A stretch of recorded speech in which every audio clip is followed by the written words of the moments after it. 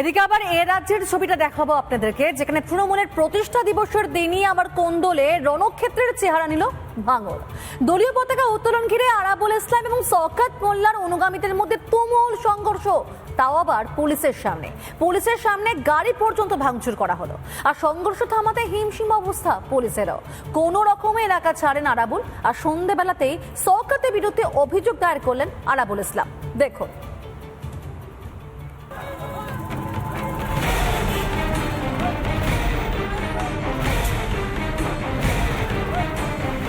শওকত মোল্লা নিজে 6 লেনে বসে আছে, আমার উপরে হামলা হচ্ছে শওকত মোল্লার নির্দেশে। কে আরাবুল ইসলাম, আমাদের দলের কোনো জায়গা নেই।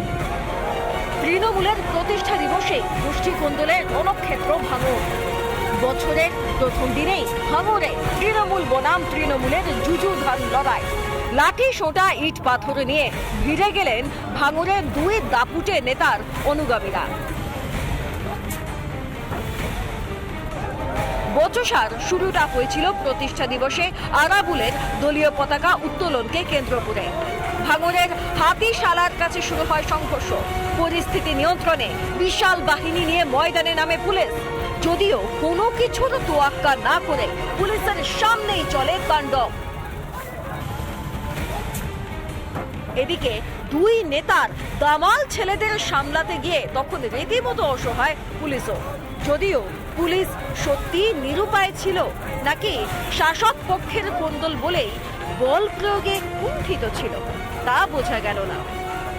সংঘর্ষের ঘটনায় শীতেও চড়ছে রাজনৈতিক পারদ। সরাসরি হামলার জন্য ক্যানিংয়ের বিধায়ক শওকত মোল্লাকেই দায়ী করছেন আরাবুল। গাড়ি ভেঙে আরাবুল ইসলামের উপরে আক্রমণ করে আরাবুল ইসলামকে তৃণমূল থেকে হটানো যাবে না, এটা পরিকল্পনা করেছে। শওকত মোল্লা নিজে 6 লেনে বসে আছে আর আমার উপরে হামলা হচ্ছে। শওকত মোল্লার নির্দেশে কয়েকজন কুখ্যাত সমাজ বিরোধীরা আমার গাড়ির উপরে আক্রমণ করেছে। এদিকে আরাবুল নাকি দলেরই কেউ না, পাল্টা শওকতে। তৃণমূল কংগ্রেস নির্দিষ্ট একটা নীতিতে চলে। এখানে কে কোথায় পতাকা তুলতে যাচ্ছে, কে কোথায় কি করছে, এটা আমাদের খুব বেশি জানা নেই। আপনার থেকে যখন শুনলাম আমি একটু খোঁজ নিয়ে দেখব। আরাবুল ইসলাম তো আপনাদেরই দলেরই আর কি। কে আরাবুল ইসলাম, আমাদের দলের কোনো জায়গা নেই। অন্তর্দ্বন্দ্বে নিশ্চিহ্ন হওয়াটাই তৃণমূলের ভবিতব্য বলছেন বিরোধীরা। তৃণমূল দল এইভাবেই তাদের যে অপরাধ, তাদের যে পাপ, তাদের যে দুর্নীতি, সেই দুর্নীতি পাপের পতন লক্ষ্য করে তৃণমূল এইভাবেই পরিচিত। ঈশ্বর চেয়েছেন, মানুষ চাইছে। যেমন ডাইনোসর বলে একটি প্রাণী ছিল, ঠিক তেমনই তৃণমূল বলে একটি দল ছিল, যেন পশ্চিমবঙ্গের ইতিহাসে লেখা হয়। তা তৃণমূল মন প্রাণ দিয়ে চাইছে। আমি পশ্চিমবঙ্গের জনগণকে বলবো, তাদের সেই কামনা পূরণ করুন।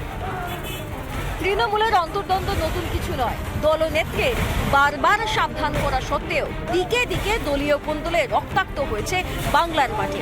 তবে যেখানে শীর্ষ স্তরেই ক্ষমতার দড়ি টানাটানি নিয়ে কানা ঘুষোয়, সেখানে নিচু তলায় কর্মীদের ঝামেলায় জড়ানোটাই স্বাভাবিক বলে মনে করছেন অনেকে।